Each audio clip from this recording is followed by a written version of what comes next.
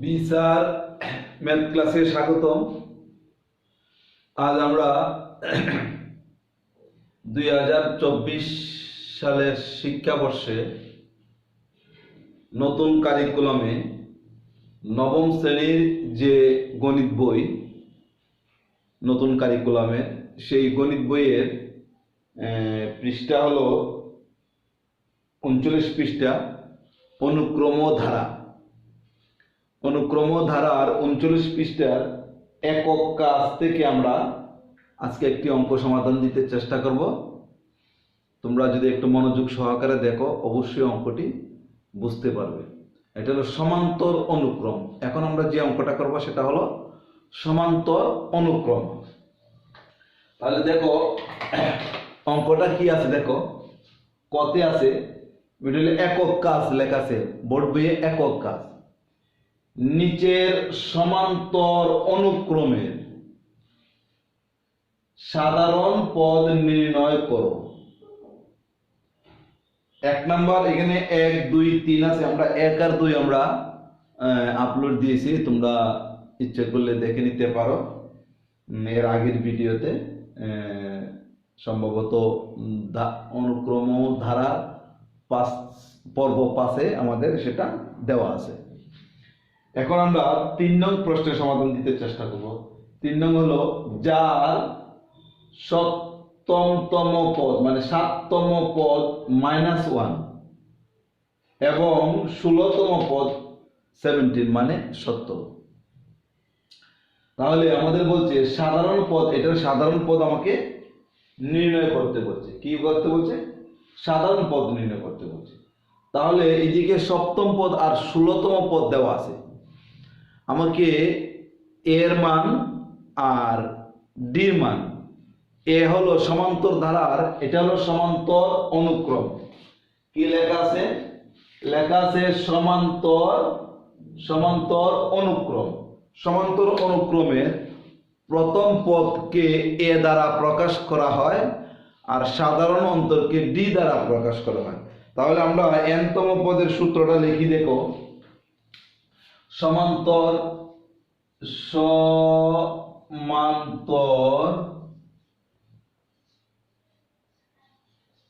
অনুক্রমের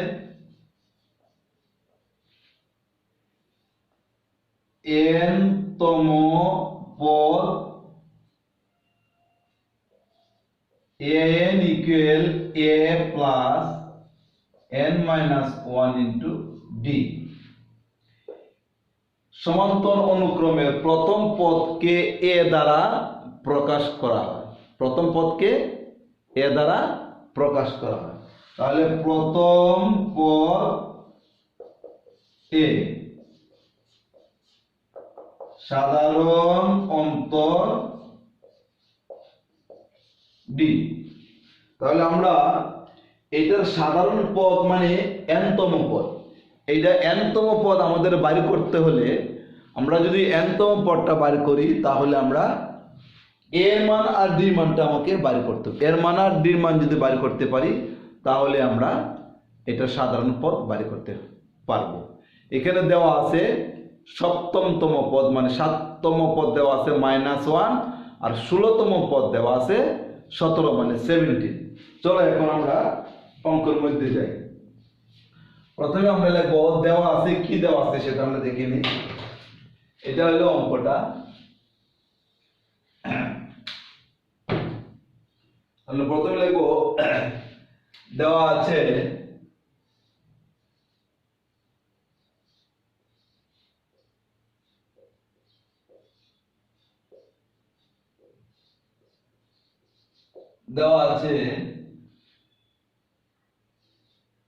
সাততম পদ সমান -1 এবং 16তম পদ দেওয়া আছে 17। এই দুইটা পদ তারা দিয়েছে, যে 7তম পদ দিয়ে দিয়েছে আর প্রথম আর 16তম পদ এই দুইটা দিয়ে দিছে।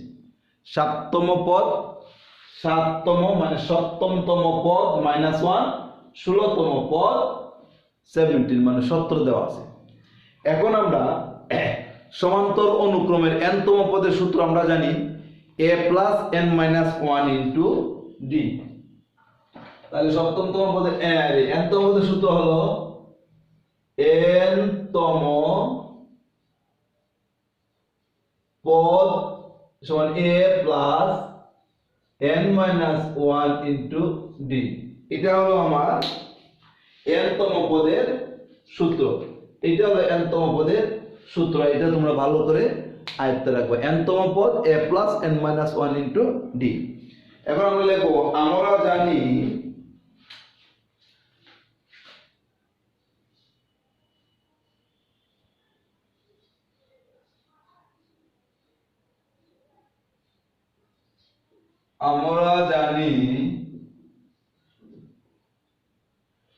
nতম পদ এই যেটা মানে সমান্তর অনুক্রমের nতম পদ, সমান্তর অনুক্রমের nতম পদ, এটা আমরা জানি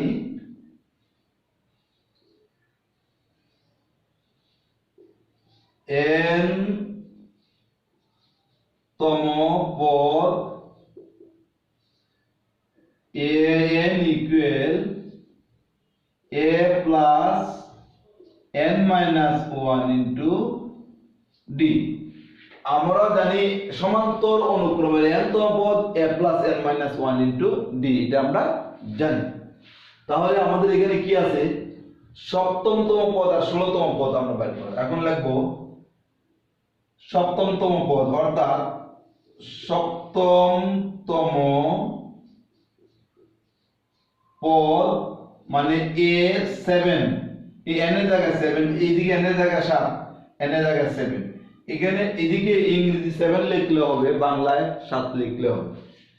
সাততম পদ a7 equal a plus 7 minus 1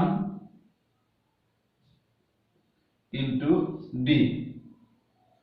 তাহলে আমরা যদি এখন গুণ করি a প্লাস 7 থেকে 1 গেলে 6, তাহলে 6d। আমরা সাততম পদ পেলাম কি a প্লাস 6d আমরা পেলাম সাততম পদ। এখন আমাদের আছে 16তম পদ। আমরা লিখব 16তম পদ a16 equal a plus 16 minus 1 into d। এর মান তো নাই, a প্লাস 16 থেকে গেল কত 15d। তাহলে আমরা 16তম পদ পেলাম কি a প্লাস 15d, আর 7তম পদ পেলাম a প্লাস 6d। আমরা এখানে যে 7তম পদ আর 16তম পদ দেওয়া আছে, এই 7তম পদ a plus 6d, a plus 6d পেলাম, আর 16তম পদ পেলাম a প্লাস 15d। এখন আমরা প্রশ্ন মতে লিখব a প্লাস 16d সমান কত আছে, 7তম পদ -1, আর 16তম পদ a প্লাস 15d এদিকে দেওয়া আছে, 16তম পদ কত 17। তাহলে এইটা ইকুয়াল আমরা 17 লিখব, এটা ইকুয়াল -1 আমরা লিখব। লিখে আমরা সমীকরণ দেব। আমি উপরের অংশ মুছে ফেলি।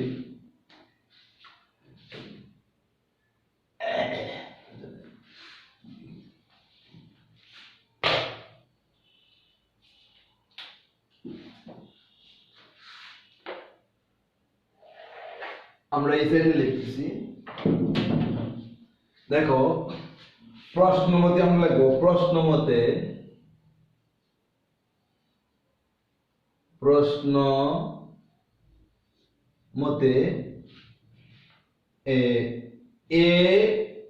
a plus 6d equal minus এই যে 7তম পদ -1, আর এদিকে 7তম পদ পেলাম আমরা কত, এটা। তাহলে 7তম পদ সমান 7তম পদ -1, এটা দেব আমরা 1 নং সমীকরণ। তারপরে দেব a plus 15d, a plus 15d equal কত 17 মানে 17। দেব আমরা 2 নং সমীকরণ। তাহলে আমরা প্রশ্ন মতে লিখলাম 7তম পদ a + 6d মানে -1, 16তম পদ a + 15d মানে 17। তাহলে আমরা এদিকে লিখলাম প্রশ্ন মতে a + 6d = -7, a + 15d = 17 মানে 17। এখন এই দিক থেকে আমরা এর মান আর d এর মান বাইর করব। আমরা এখন লিখি 2 নং হতে 1 নং বিয়োগ করি। 2 নং হতে 1 নং বিয়োগ করে,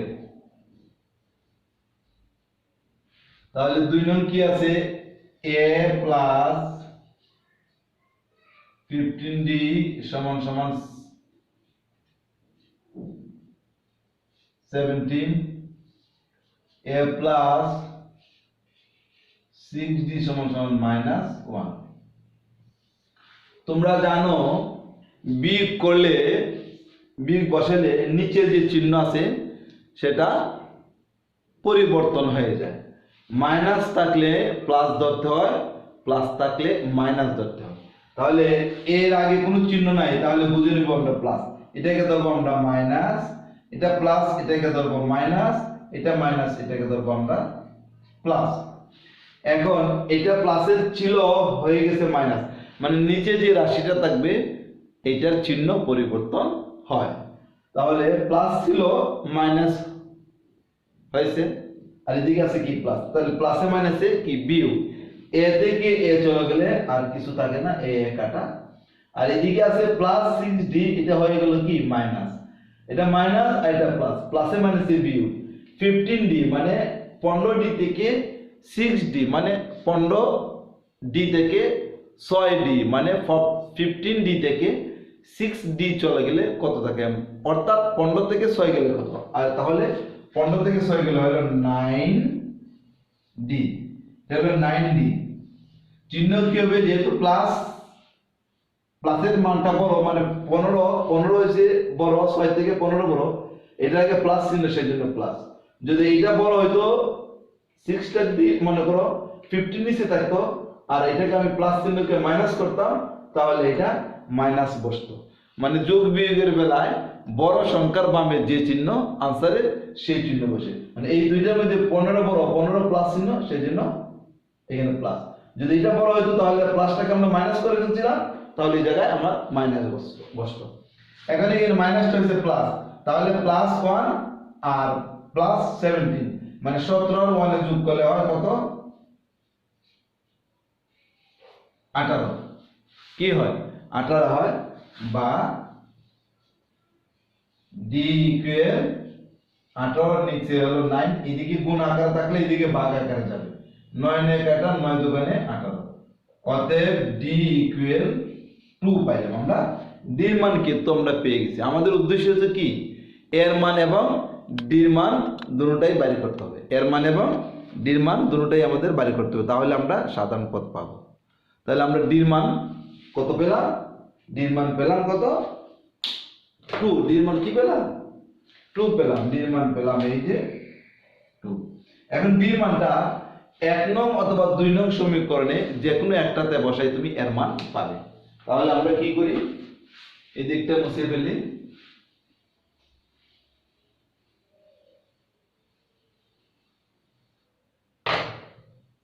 আমরা এখন লিখব d এর মান 1 নং এ বসিয়ে পাই। 1 নং হলো এটা, তাহলে a plus 6d equal -1।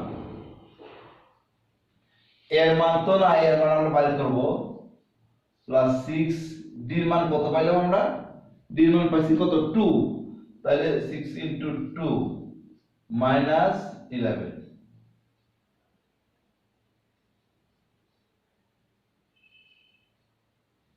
a plus 6 দুগুণে 12 minus 1 a equal minus 1 minus 12। বাম দিকে সংখ্যা ডান দিকে গেলে চিহ্ন পরিবর্তন হয়, অতএব a ইকুয়াল মাইনাস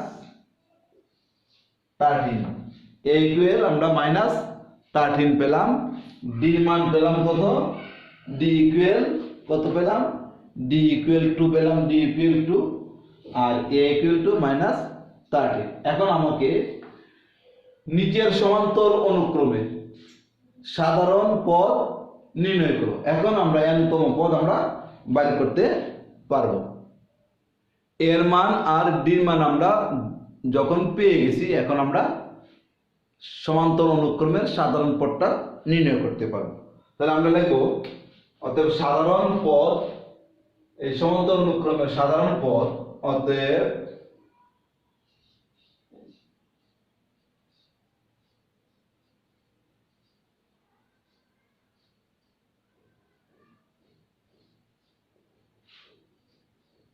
সাধারণ পদ, সাধারণ পদ মানে n-তম পদ, সাধারণ পদটাই n-তম পদ। an equal a plus n minus 1 into d। এর মান কত? Minus 13 plus n minus 1, d মান হলো 2। Minus 13 plus 2n minus 2, 2n minus 13 আর মাইনাস 2, মাইনাসে মাইনাসে সংখ্যাগুলো যোগ, চিহ্ন হবে মাইনাস। তাহলে মাইনাস 13 আর 2 যোগ করলে হয় মাইনাস 15। এটাই হলো আমাদের সাধারণ পদ বা n-তম পদ। তাহলে সাধারণ পদের জায়গায় তুমি n-তম পদ লিখতে পারো। একই কথা, n-তম পদ a plus n minus 1 into d। এর মান পাইছি আমরা কত? এই যে এর মানটা পেলাম মাইনাস 13, d এর মান পেলাম কত? 2। তাহলে এর জায়গায় মাইনাস 13 বসালাম, plus n minus 1 into d এর মান বসালাম। এই যে d এর মানটা 2 বসালাম। মাইনাস 13, 2 দিয়ে n কে গুণ করলাম 2n, এরপরে 2 দিয়ে 1 কে গুণ করলাম, প্লাসে মাইনাসে মাইনাস, 2 একে 2। মাইনাস 13 আর মাইনাস 2 যোগ হয়েছে, স্বাভাবিক সংখ্যা যোগ মানে পূর্ণ সংখ্যা, সংখ্যাগুলো যোগ হয়েছে। 13 আর 2 যোগ করলে হয় কত? 15, মাইনাস 15 আর এদিকে আছে প্লাস 12। এটাই হলো আমাদের সাধারণ পদ। আশা করি তোমরা বুঝতে পারছো। এই নিচের সমান্তর অনুক্রমের সাধারণ পদ হচ্ছে 2n প্লাস 15। এটাই হলো আমাদের আনসার। তাহলে তোমরা যদি n-তম পদের সূত্রটা মনে রাখতে পারো, তাহলে এই অঙ্কটা খুবই সহজ। আর সমান্তরাল অঙ্কগুলো তো সবগুলোই সহজ, কঠিন কিছু নয়। একটা সূত্র দিয়ে অঙ্কগুলো হয়ে গেছে। তোমরা অঙ্ক বেশি বেশি চর্চা করবে, যে যত বেশি চর্চা করবা সে তত বেশি অঙ্কে ভালো হবে। আশা করি তোমরা মনোযোগ সহকারে যদি অঙ্কটা দেখো, তাহলে এই অঙ্কের মধ্যে না বোঝার কোনো অংশ থাকবে না। তোমরা সবাই সুস্থ এবং ভালো থাকো। আগামীতে আমরা অন্য কোনো অঙ্ক নিয়ে বা নেক্সট অঙ্ক নিয়ে আবার তোমাদের সামনে হাজির হব। তোমরা সবাই ভালো থাকো।